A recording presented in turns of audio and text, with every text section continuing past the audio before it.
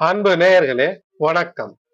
உலகெங்கும் வாழும் ஆண்டவரின் அற்புத ஆன்மீகம் சேனலின் நேயர்களே, உங்களை இந்த பதிவிற்கு அன்போடு வரவேற்கின்றேன். இந்த பதிவில் அக்னி நட்சத்திரம் என்ற அந்த ஒரு அற்புத விஷயத்தை 3 நிலைகளிலே இந்த பதிவிலே பார்ப்போம். ஒன்று அறிவியல், மற்றொன்று ஜோதிட அறிவியல், மேலும் ஒன்று ஆன்மீகம். இந்த 3ஐயும் இந்த பதிவிலே காண்போம். அன்பு நேயர்களே, இதுவரை சப்ஸ்கிரைப் செய்யாத அன்பர்கள் சப்ஸ்கிரைப் செய்து தொடர்ந்து இணைந்திருந்து உங்களுடைய ஆதரவை நல்க அன்போடு வேண்டுகின்றேன். கிட்டத்தட்ட 21 நாட்கள் ஒவ்வொரு வருடமும் தோராயமாக 4 மே துவங்கி 28 மே வரை இந்த அக்னி நட்சத்திரம் அல்லது கத்திரி வெயில் என்று சொல்லக்கூடிய அமைப்பில இருக்கிறது. மேலும் ஒரு நல்ல செய்தி என்னவென்றால், அப்படி கத்திரிக்கக்கூடிய வெயிலாக இப்போது தென்னிந்தியாவிலே, குறிப்பாக தென் தமிழகத்திலே அமைய வாய்ப்பில்லை. காரணம் என்னவென்றால், ஏப்ரல் மாதத்திலும் கூட பல நாட்களிலே சுட்டெரிக்கும் சூரியன் அந்த 100 டிகிரி ஃபாரன்ஹீட்டை தாண்டி சென்றிருந்தாலும் கூட அவ்வப்போது சுகத்தை தரக்கூடிய அந்த மழை வருடி வசந்தத்தை ஏற்படுத்தியது என்பது எல்லோருக்கும் தெரியும். இருந்தாலும் கூட வெயிலின் தாக்கம் இருக்காமல் போக போவதில்லை. இது என்னவென்று அறிவியல் என்றால் என்ன? மே மாதத்திலே சூரியன் உச்சம் பெறுவார். அதாவது ஒரு கிரகம் உச்சம் என்றால் முழுவதுமாக அதனுடைய ஆற்றலை தரும். அது எந்த விதமான ஆற்றலை தருகிறதோ அந்த ஆற்றலை முழுவதுமாக பூமியின் மீது வீசும். இதுதான் உச்சம். ஆகையினால அது எப்படி சூரியன் மிக உச்ச ஆற்றலை வீசும்? நெருப்புக்கு கிட்ட நீங்கள் செல்லும் போது அதிக சூடாகவும், சற்று தள்ளி வந்தால் அந்த உஷ்ணம் குறைந்தோ அல்லது தெரியாமலோ போகும். அப்படித்தான் இந்த மே மாதத்துல பூமிக்கும் சூரியனுக்கும் உள்ள அந்த தொலைவு மிக குறைவாக இருக்கிறது. மற்ற நாட்களிலே, வருடத்தின் 365 நாட்களிலே இந்த மே மாதத்திலே பார்க்கும்போது அந்த தொலைவு என்பது சற்று நெருக்கம். சூரியனுக்கு மிக நெருங்கி பூமி செல்ல முடியாது. ஏதோ சில லட்சம் கிலோமீட்டர்கள் அருகிலே செல்லும். ஆகையினால் அந்த உஷ்ணத்தை நேரடி கிரணங்களாக பூமியிலே பெறும்போது அது கத்திரிக்கக்கூடிய வெயிலாக, சுட்டெரிக்கக்கூடிய வெயிலாக அமைகிறது. ஆகையினால் பூமி, சூரியன் மற்ற நாட்களை விட இந்த கத்திரி வெயில் மே 4 முதல் மே 28 வரை பூமியும் சூரியனும் சற்று நெருக்கத்தில் இருப்பது என்பது இந்த வெயிலினுடைய இந்த உஷ்ணம், சூரியனுடைய உஷ்ணத்தினுடைய உச்ச தாக்கத்தை பெறுவீர்கள். இது அறிவியல். சரி, ஜோதிட அறிவியல் என்ன சொல்கிறது? சூரியன் மேஷ ராசியிலே உச்சம் பெறுகிறார். உச்சம் பெறக்கூடிய சமயத்துல எப்போது இந்த கத்திரி வெயில் அல்லது அக்னி நட்சத்திரம் துவங்குகிறது என்றால், சூரியன் அவருடைய நட்சத்திர பாதத்தில பரணி நட்சத்திரத்தில் 3வது பாதம். பரணி நட்சத்திரம் என்பது சூரியனுடைய ஒரு மகன் என்று சொல்லக்கூடிய யமனினுடைய நட்சத்திரம்.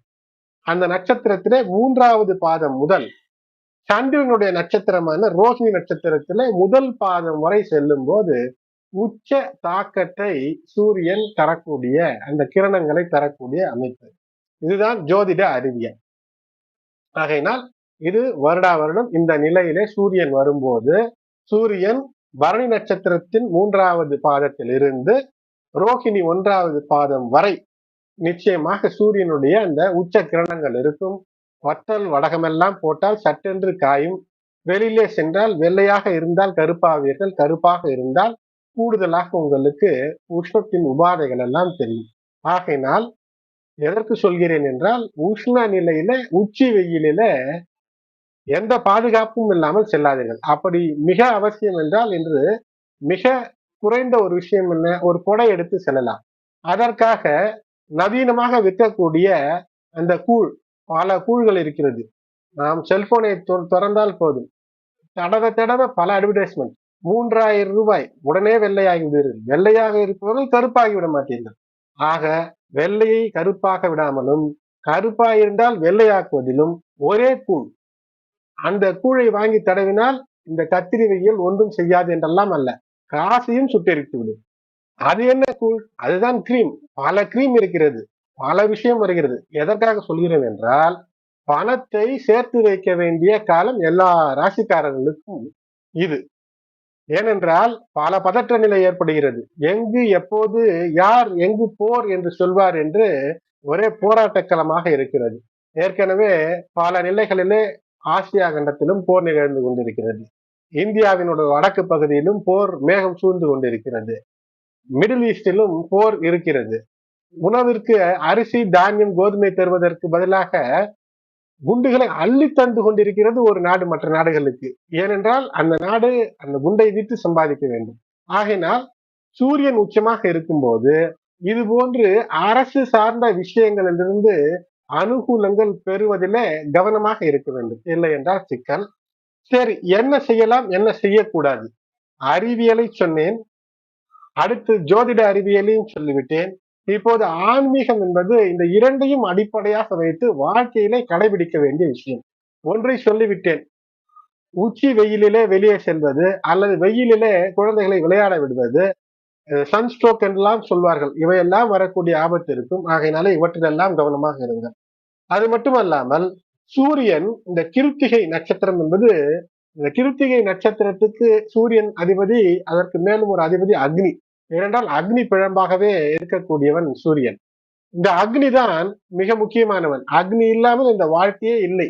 உடலினுடைய வெப்பம் குறைந்தால் மனித வாழ்க்கை முடிந்து விட்டது என்ற அர்த்தம். ஆகையினால் மிக அத்தியாவசியம். ஆனால் அது அதிகமாக போகக்கூடாது. அதிகமாக இருக்கக்கூடிய நேரத்துல என்ன செய்யலாம், என்ன செய்யக்கூடாது என்று பல இருக்கிறது. அவற்றிலே சிலவற்றை மட்டும் இதில் சொல்கின்றேன். புதிய பயணங்களை குறிப்பாக உச்சி வெயில் நேரங்களிலே தவிருங்கள். இல்லத்து முதியவர்கள், இல்லத்து குழந்தைகளை வெயில் காலத்திலே வெளியே உலாவ விடாதீர்கள். தேவையில்லாமல் அவர்களை வேலை வாங்குவதை மனிதாபிமானத்தோடு நிறுத்திக் கொள்வது. ஆன்மீகம் என்ன?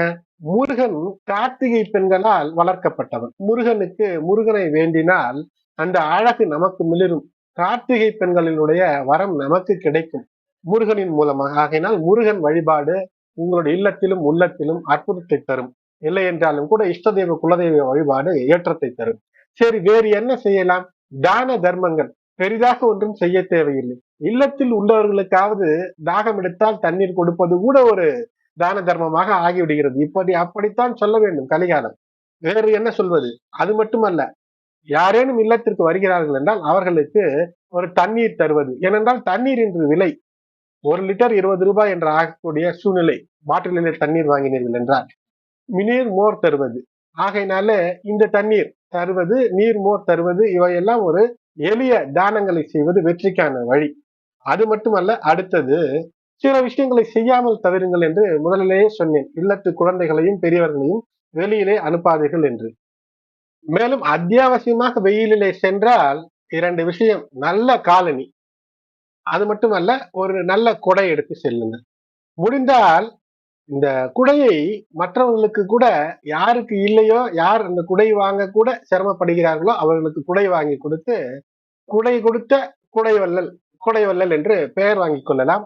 இந்த அக்னி நட்சத்திரத்துல இப்படி ஒரு அற்புதமும் உங்களுக்கு நிகழும். இவையெல்லாம் உண்மையிலே நல்ல புண்ணிய செயலை உங்களுக்கு தரும். காலணிகளை கூட வாங்கி தரலாம், தவறே இல்லை. யாருக்கு தேவையோ அவருக்கு வாங்கி தாருங்க. ஏற்கனவே 10 வைத்திருக்கக்கூடியவர்களுக்கு 11வது கூடுதலாக ஒரு செருப்பு வாங்கி கொடுத்து சிறப்பு செய்கிறேன் என்று ஒரு படம் பிடித்து அதை உங்களுடைய சோசியல் மீடியாவில் போட்டு லைக் வாங்கலாம் என்று நினைக்காதீர்கள். தேவை எங்கோ அங்கு செய்வதுதான் தானம் தர்மத்திற்கான பலனும் புண்ணியமும். தேவையற்ற செயல்களை செய்தால் மாறாக அமையும். அதனால் கவனம். சரி, எது செய்யக்கூடாது? புதிதாக வீடு மாற்றக்கூடிய கஷ்டங்களை எல்லாம் செய்யாதீர்கள். புதிய வீடு கட்டி இருந்தீர்கள் என்றால் அதற்கு குடிபோவதை சற்று தள்ளி போடுங்கள். ஏனென்றால் இந்த சித்திரை முடிந்து வைகாசி துவங்கினால் மாதத்தை மல மாதம் என்றும் சொல்லுவார்கள். அதனால் அப்படியே சிலது பயன் தராமல் நின்றுவிடும். அதனால்தான் மல மாதம் என்று சொல்வார்கள். ஆகையினாலே அதிலே கவனம். பூமி சார்ந்த விஷயங்கள், பூமியை நோண்டுவது, கடகால் எடுப்பது, கிணறு நோண்டுவது, இவற்றை தவிர்ப்பது நல்லது. அது மட்டுமல்லாமல் குழந்தைகளுக்கு மொட்டை அடிப்பது, காது குத்துவது சார்ந்த உடலிலிருந்து ஏதேனும் ஒன்றை பறிப்பது போன்ற விஷயங்களை எல்லாம் செய்வது தவறு. அதை தவிர்ப்பது நல்லது. மற்ற முக்கியமான விஷயங்களை, நல்ல விஷயங்களை முகூர்த்தம் பார்த்து செய்வது சிறப்பு. ஆகையினால் தொடர்ந்து ஏதேனும் ஒரு, ஏற்கனவே நல்ல விஷயங்கள் தொடர்ந்து விட்டீர்கள், வீடு கட்டக்கூடிய விஷயம் துவங்கி விட்டீர்கள் என்றால், நல்ல நாள் பார்த்து ஏற்கனவே துவங்கி இருந்தீர்கள் என்றால் நிச்சயமாக துவங்கியதை செய்யலாம். ஆனால் இதற்கிடையில வாஸ்து நாள் வந்தால் எந்த பிரச்சனையும் இல்லை. அன்று பூஜை செய்யலாம், ஒரு துவக்கத்தை ஆரம்பிக்கலாம். அன்பு நேயர்களே, தொடர்ந்து அவ்வப்போது இந்த கிரகங்கள் தரக்கூடிய அந்த விஷயம் தான். நாமும் இந்த கிரகத்தினுடைய ஒரு பிண்டம். அக்னி நட்சத்திரம் என்பது சூரியன் ஒரு நட்சத்திரம் அல்லது சில நட்சத்திரங்களுக்குள் செல்லும் போது தரக்கூடிய நிலை. இதனுடைய அறிவியல் பார்வையும் தந்திருக்கின்றேன். அதனோடு ஜோதிட அந்த அறிவியலையும் உங்களுக்கு சொன்னேன். ஆன்மீகம், இதை ஒட்டி அமைந்திருக்கக்கூடிய ஆன்மீகம் வாழ்வியலையும் உங்களுக்கு ஓரளவுக்கு சொல்லி இருக்கின்றேன். தொடர்ந்து இணைந்திருங்கள். அவ்வப்போது பதிவுகளிலே அக்னி நட்சத்திரத்தை பற்றியும் அக்னி பகவானை பற்றியும், ஸ்வாகா என்றால் ஏன், யார் அந்த ஸ்வாகா என்று நாம் பலவற்றை தெரிந்து கொள்ளும். தொடர்ந்து இணைந்திருங்கள். இந்த பதிவை மற்றவங்களுடைய உற்றார் உறவினர் நண்பர்களுக்கும் ஷேர் செய்யுங்கள். அது மட்டுமல்ல, உங்களுடைய மேலான கருத்துக்களை கமெண்ட்ஸிலே தெரிவிங்கள்.